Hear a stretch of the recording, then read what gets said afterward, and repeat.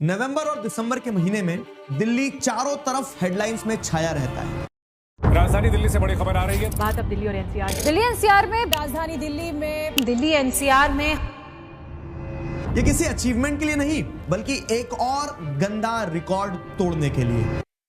में प्रदूषण का स्तर अभी काफी खराब श्रेणी में। राजधानी में हवा की दिशा बदलने और गति कम होने के कारण आबो हवा बेहद खराब श्रेणी में बरकरार है। कोर्ट ने अगले आदेश तक ग्रेड 4 लागू रहने के निर्देश जारी किए हैं। हवा की क्वालिटी में अभी कोई सुधार नहीं आया है। पॉल्यूशन को देखते हुए ग्रेड 3 लागू कर दिया गया है। दिल्ली में औसत AQI की अगर बात करें तो ये AQI 401 दर्ज किया है। एयर क्वालिटी इंडेक्स खतरे के निशान से काफी ऊपर जा चुका है। 700 AQI हो चुका है दिल्ली का। सोशल मीडिया पर चारों तरफ मीम्स बन रहे हैं। फ्रेश ऑक्सीजन न्यूज चैनल्स पर हेडलाइंस में सिर्फ और सिर्फ इसी चीज की डिबेट हो रही है। हम अपने अपने घरों में बंद हैं। लिटरली देश की राजधानी एक गैस चैम्बर बन चुकी है।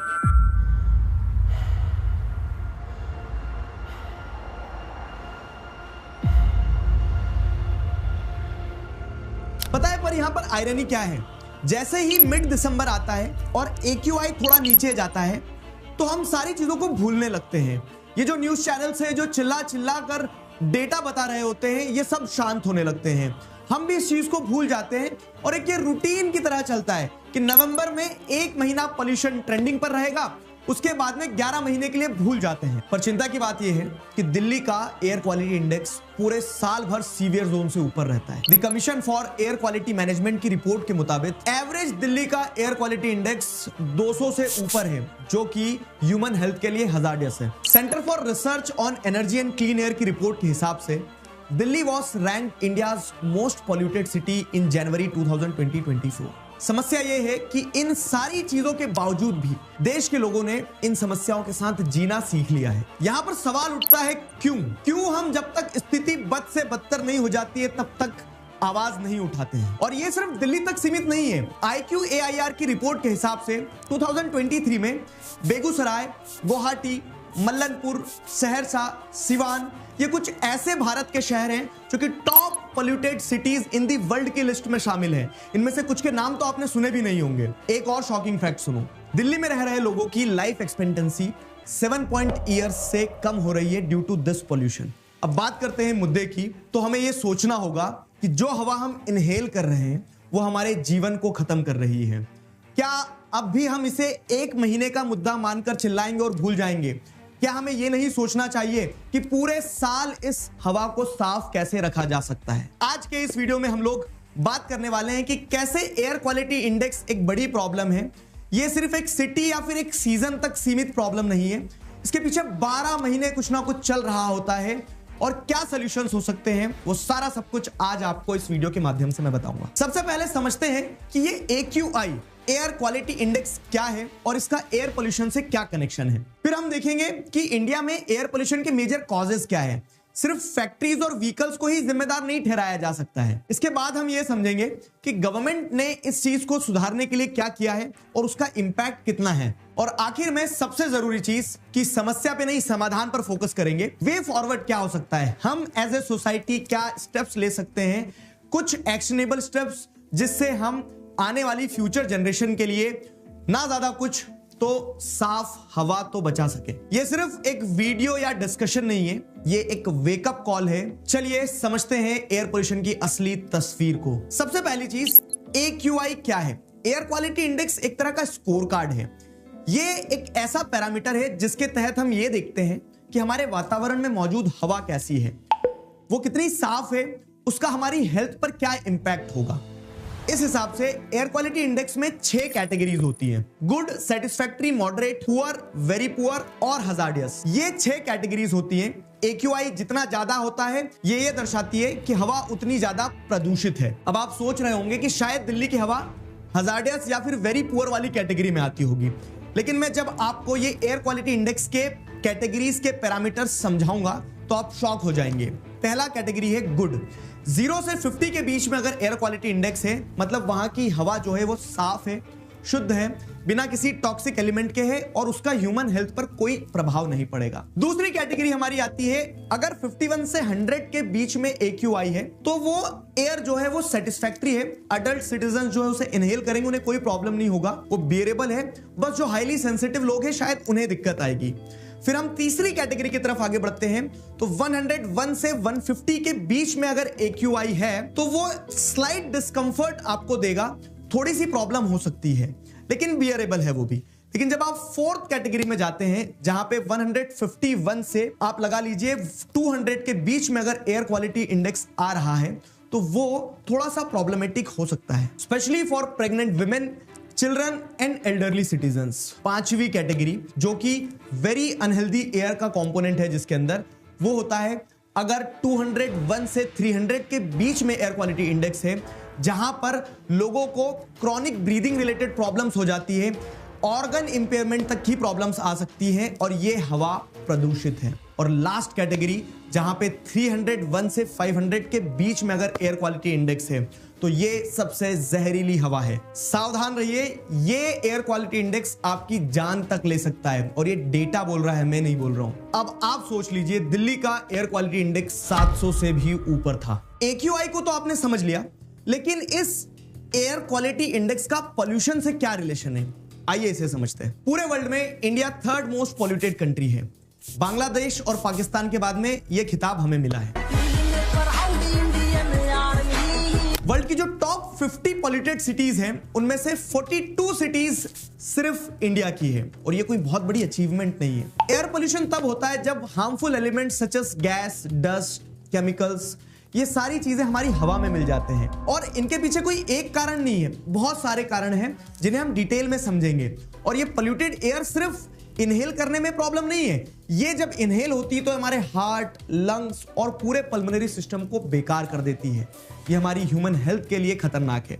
इन सारी चीजों को समझने से पहले ये समझते हैं कि AQI और पोल्यूशन का क्या रिलेशन है। जैसे कि हम जानते हैं कि पोल्यूटेड एयर के अंदर बहुत सारे पॉल्यूटेंट्स रहते हैं। पोल्यूटेड एयर जो चारों तरफ होती है उसमें बहुत सारे पॉल्यूटेंट्स होते हैं, जैसे nitrogen oxide, carbon monoxide, sulphur dioxide, ammonia. और सबसे डेंजरस जो पॉल्यूटेंट होता है वो होता है PM, पार्टिकुलेट मटेरियल्स जो होते हैं, PM 2.5 and PM 10। Particulate matter ये इतने घातक होते हैं, इसको मैं आपको एक रेफरेंस से समझाता हूं। 1998 में इंडिया का जो annual geographic mean particulate matter होता है वो 27 माइक्रोग्राम्स पर क्यूबिक मीटर था। कंफ्यूज नहीं होना है, बड़ी सिंपल चीज है कि 1 क्यूबिक मीटर के अंदर आपको 27 माइक्रोग्राम्स ऑफ पॉल्यूटेंट मिलेगा, वो बारीक ड्रॉपलेट जो एयर में प्रेजेंट होते हैं। ये 1998 का मैं आपको फिगर बता रहा हूं, लेकिन यही फिगर उठाकर अगर हम 2022 में लाते हैं तो हमें पता चलता है कि PM 2.5 का कंसंट्रेशन 44 माइक्रोग्राम्स पर क्यूबिक मीटर हो चुका है, यानी कि ऑलमोस्ट डबल हो चुका है। एयर पॉल्यूटेंट्स में बहुत सारी हार्मफुल गैसेस होती हैं, साथ ही साथ ये सूक्ष्म पार्टिकुलेट मैटर्स भी होते हैं। पार्टिकुलेट मैटर्स 10 और पार्टिकुलेट मैटर्स 2.5, जिसमें 2.5 और भी बहुत ज्यादा बारीक होते हैं, इतने बारीक कि हमारी हवा के अंदर ये घुल जाते हैं और जब हम सांस लेते हैं तो ये हमारी ब्लड स्ट्रीम्स तक पहुंच जाते हैं, जो कि हमारे स्वास्थ्य के लिए बहुत हानिकारक होते हैं। PM 2.5 का कंसंट्रेशन एटमॉस्फेयर में जितना बढ़ता चले जाएगा उतनी ही हमारी हवा जहरीली होते चले जाएगी। अब समस्या यह है कि इस चीज का कंसंट्रेशन या फिर एयर पोल्यूशन क्यों बढ़ रहा है। ग्लोबली एयर पोल्यूशन की वजह से 7 मिलियन लोगों की, यानी कि 70 लाख लोगों की मौत होती है। अगर इंडिया में बात की जाए कि एयर पोल्यूशन के मेजर सोर्सेस क्या हैं, तो हम ब्रॉडली 2 तरह के सोर्सेस को आइडेंटिफाई कर सकते हैं, एक नेचुरल सोर्स और दूसरा एंथ्रोपोजेनिक सोर्स। एंथ्रोपोजेनिक सोर्स यानी कि जो ह्यूमन मेड एक्टिविटीज के कारण होता है। नेचुरल सोर्स हो सकते हैं पोलन ग्रेन्स की वजह से, डेजर्ट से जो डस्ट उठ रही है उसकी वजह से, या फिर जो मिनरल्स से डस्ट निकलती है। ये प्रकृति मानवों के आने से पहले भी थी और मानवों के बाद भी रहने वाली है और ये अपना बैलेंस बनाती रहती है। नेचुरल सोर्सेज से एज सच एयर पोल्यूशन का लेवल बहुत नहीं बढ़े हैं, लेकिन एयर पोल्यूशन में मेजर कंट्रीब्यूशन है ह्यूमन सोर्सेज का। और इन ह्यूमन सोर्सेज में भी हम 4 प्रोमिनेंट सोर्सेज को अगर आइडेंटिफाई करें तो पहला ह्यूमन मेड कॉज है इंडस्ट्रियल एमिशन, दूसरा है वेहिकुलर एमिशन, तीसरा है एग्रीकल्चरल एक्टिविटीज और चौथा domestic fuel. Cause number 1 industrial emission की अगर हम बात करें तो इंडस्ट्रियल एमिशन एयर पोल्यूशन का सबसे बड़ा कंट्रीब्यूटर है। लगभग 51% एयर पोल्यूशन इंडस्ट्रियल एमिशन से होता है। जो मेजर पोल्यूटिंग इंडस्ट्रीज हैं उनमें आती है thermal power plants, cement manufacturing, iron and steel plants और chemical processing industries. Ministry of environment, forest and climate change के रिपोर्ट के अनुसार थर्मल पावर प्लांट्स कंट्री में सबसे ज्यादा सल्फर डाइऑक्साइड और नाइट्रोजन ऑक्साइड्स रिलीज करते हैं। जस्ट टू वेरीफाई दिस आपको एक एग्जांपल देता हूं।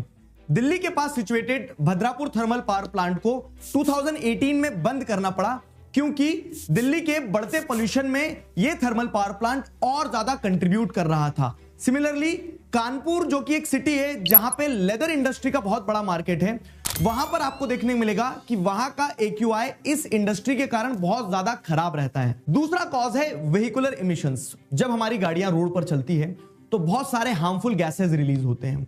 एग्जॉस्ट फ्यूम से निकलने वाली गैसेस के अंदर होता है carbon monoxide, hydrocarbons, nitrogen oxides और सबसे हार्मफुल पार्टिकुलेट मैटर 2.5 और पार्टिकुलेट मैटर 10।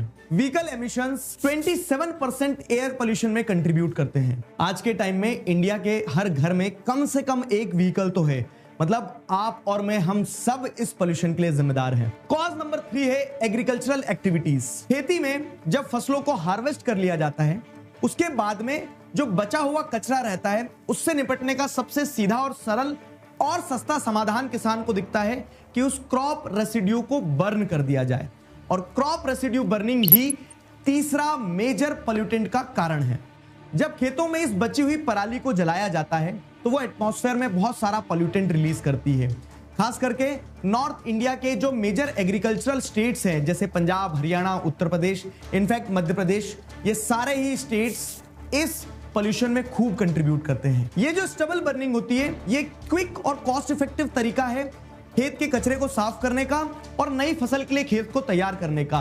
पर इसके साथ एक नुकसान जुड़ा हुआ है कि जब इसे जलाया जाता है तो बहुत सारी फ्लाई ऐश एटमॉस्फेयर में जाके मिल जाती है जो पार्टिकुलेट मैटर को बढ़ाती है। अगर मैं इसे आपको डेटा के हिसाब से बताऊं तो 1 मिलियन टन पराली जलाई जाने पर 199 kg of fly ash emit होती है, 1460 kilogram of carbon dioxide release होता है, 60 kilogram of carbon monoxide release होता है, 2 kilogram of sulphur oxide release होता है और 3 kg of suspended particular matter release होता है। इतना सारा हार्मफुल एलिमेंट एयर पोल्यूटेंट्स में ऐड होता है। इसी के साथ साथ जब केमिकल फर्टिलाइजर्स का खेती में इस्तेमाल किया जाता है तो बहुत सारा अमोनिया रिलीज होता है जो दूसरे पोल्यूटेंट्स के साथ मिलकर एक secondary layer of particulate matter बनाता है जिससे पोल्यूशन में एक और लेयर ऐड हो जाती है। चौथा मेजर कॉज एयर पोल्यूशन का है domestic fuels. Total air pollution में लगभग 5% कंट्रीब्यूट करते हैं डोमेस्टिक फ्यूल्स, खास करके रूरल एरियाज में जहां आज भी कुकिंग फ्यूल के लिए ट्रेडिशनल सोर्सेस का इस्तेमाल किया जा रहा है, जैसे लकड़ी जलाई जा रही है या फिर गोबर से बने कंडे या उपलों का इस्तेमाल किया जाता है। डोमेस्टिक फ्यूल के लिए इन चीजों का यूज करने से बहुत सारे पोल्यूटेंट्स जैसे पार्टिकुलेट मैटर 2.5, कार्बन मोनोऑक्साइड और वोलेटाइल ऑर्गेनिक कंपाउंड्स रिलीज होते हैं जो इंडोर और आउटडोर एयर पोल्यूशन करते हैं। सीधी सी बात है, जब घर के अंदर एक महिला चूल्हे पर लकड़ी जलाएगी तो उससे जो पार्टिकुलेट मैटर और जो धुआं निकलेगा वो खुद इनहेल करेगी और उस कारण से हेल्थ डिसीजेस, खास करके respiratory problems, respiratory infections, women और बच्चे जो ज्यादातर समय तक घर में रहते हैं उन्हें इन समस्याओं का सामना करना पड़ेगा। इसे सॉल्व करने के लिए क्लीन फ्यूल टेक्नोलॉजी जैसे LPG वगैरह के ऊपर काम किया गया है, लेकिन इकोनॉमिक बैरियर्स के कारण यह भी हर व्यक्ति की पहुंच तक नहीं है। इन सारे कॉजेस के अलावा एयर पोल्यूशन में मेजर कंट्रीब्यूशन कंस्ट्रक्शन साइट्स का भी होता है। खास करके शहर में चल रहे लगातार कंस्ट्रक्शन के कारण बहुत सारा harmful air pollutants add on होता है। ये थी सारी समस्याएं, लेकिन जीवन में हमेशा समस्या पे नहीं समाधान पे फोकस करना है और इसीलिए अब हम देखते हैं कि इस एयर पोल्यूशन की प्रॉब्लम को टैकल करने के लिए आज तक क्या किया गया है। शुरू करते हैं गवर्नमेंट के द्वारा लिए गए कुछ स्टेप्स से। हालांकि गवर्नमेंट के द्वारा बहुत सारे स्टेप्स लिए गए हैं, लेकिन अभी भी इस प्रॉब्लम का स्केल इतना बड़ा है कि हमें और सोचना पड़ेगा कि क्या किया जा सकता है। नेशनल क्लीन एयर प्रोग्राम, ये प्रोग्राम का ऑब्जेक्टिव है कि particulate matter 2.5 and particulate matter 10 का जो कंसंट्रेशन है उसको 20 से 30% कम करना है according to the reference of 2017 और ये अचीव करना है बाय 2024। कवरेज अगर देखी जाए तो 130 नॉन अटेनमेंट सिटीज यानी कि वो सिटीज जहां पे एयर क्वालिटी सेट स्टैंडर्ड से काफी नीचे है, उन सिटीज को टारगेट किया गया है। अब इस प्रोग्राम के तहत क्या स्टेप्स लिए गए, तो real time quality monitoring stations बनाए गए, पब्लिक अवेयरनेस के लिए कैंपेन्स चलाए गए और साथ ही साथ सिटी स्पेसिफिक टारगेट प्रोग्राम चलाए गए, जैसे कि इंडस्ट्रीज या फिर ट्रांसपोर्टेशन या फिर मिनरल्स, किस कारण से पोल्यूशन हो रहा है। गवर्नमेंट के द्वारा जो दूसरा स्टेप लिया गया है वो है ग्रेडेड रिस्पांस एक्शन प्लान। खास करके दिल्ली और एनसीआर रीजन में जब एयर क्वालिटी इंडेक्स बहुत ज्यादा स्पाइक करता है तो उस समय इस चीज को कंट्रोल करने के लिए कुछ क्विक स्टेप्स लिए जाते हैं, जैसे व्हीकल्स की मूवमेंट को ऑड इवन प्रोग्राम के थ्रू रिस्ट्रिक्ट किया जाता है, ब्रिक क्लिन्स वगैरह को टेम्पररी बंद कर दिया जाता है, थर्मल पावर प्लांट्स को शट डाउन कर दिया जाता है और टेम्पररी रूप से कंस्ट्रक्शन एक्टिविटीज को भी बैन किया जाता है। इसी के साथ साथ फेम स्कीम के थ्रू इलेक्ट्रिक व्हीकल्स को खरीदने पर सब्सिडी का भी प्रावधान किया गया। एग्रीकल्चरल एक्टिविटीज के कारण जो एयर पोल्यूशन होता है उसे चेक करने के लिए गवर्नमेंट ने मशीन्स पर सब्सिडी दी, जैसे हैप्पी सीडर मशीन या फिर स्ट्रॉ मैनेजमेंट मशीन्स को आप सब्सिडाइज्ड रेट पर खरीद सकते हैं। किसानों को इको फ्रेंडली तरीके से जो पराली है उसे जलाने के लिए फाइनेंशियल एड दी गई।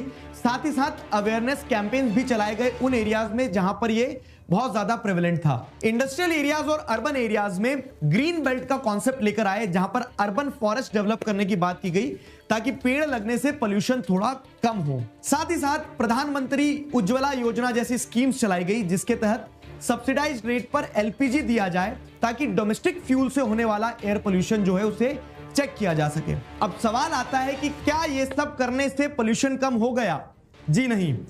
एयर पोल्यूशन को कंट्रोल करना एक मल्टी प्रोंग्ड अप्रोच होगी, जिसमें सिर्फ गवर्नमेंट की स्कीम काम नहीं करेगी, इसमें कम्युनिटी एफर्ट और इंडिविजुअल रिस्क। हमें एक ऐसी अप्रोच अडॉप्ट करना होगी जिसमें हम स्ट्रिक्ट एक्शंस भी लें उन इंडस्ट्रीज या व्हीकल्स पर जो इस समस्या को लापरवाही से देख रहे हैं और नॉर्म्स को फॉलो नहीं कर रहे हैं। साथ ही साथ हमें जागरूक तरीके से यह भी सोचना होगा कि रिन्यूएबल एनर्जी का जितना इस्तेमाल हो सके वो किया जाए। सोलर और विंड पावर जैसी क्लीन एनर्जी को बढ़ावा दिया जाना चाहिए। रूफटॉप सोलर सिस्टम्स रूरल और अर्बन एरियाज दोनों ही जगह बढ़ाए जा सकते हैं। हम और सरकार अपने स्तर पर कुछ छोटे छोटे बदलाव कर सकते हैं, जैसे पब्लिक ट्रांसपोर्टेशन सिस्टम को इंप्रूव किया जाए, कार पूलिंग की जाए या फिर शेयर्ड बाइसाइकिल प्रोग्राम्स चलाए जाए, जिससे लोग ज्यादा से ज्यादा पब्लिक ट्रांसपोर्ट यूज करें। उस चीज के लिए कुछ इंसेंटिव्स ऐड ऑन किए जा सकते हैं ताकि प्राइवेट व्हीकल्स का इस्तेमाल लोग कम करें। ऐसी कई छोटी बड़ी चीजें हैं जो हम अपने स्तर पर करके एयर पोल्यूशन को चेक कर सकते हैं और अपने अपने हिस्से का एयर पोल्यूशन होने से बचा सकते हैं। यह वीडियो एक शेयर्ड रिस्पॉन्सिबिलिटी की अवेयरनेस फैलाने के लिए है। सवाल यह है कि क्या हम एक्ट करने के लिए तैयार हैं? क्यों? क्योंकि साल भर भूल कर बैठने से कुछ नहीं होगा, क्योंकि अगर हम एक्ट नहीं करेंगे तो अगले साल फिर यही नवंबर दिसंबर में हम खड़े होंगे, क्योंकि जो हवा हम रोज इनहेल करते हैं वो एक प्रिविलेज है, गारंटी नहीं। आइए मिलकर काम करते हैं एक हेल्दियर और क्लीनर फ्यूचर के लिए।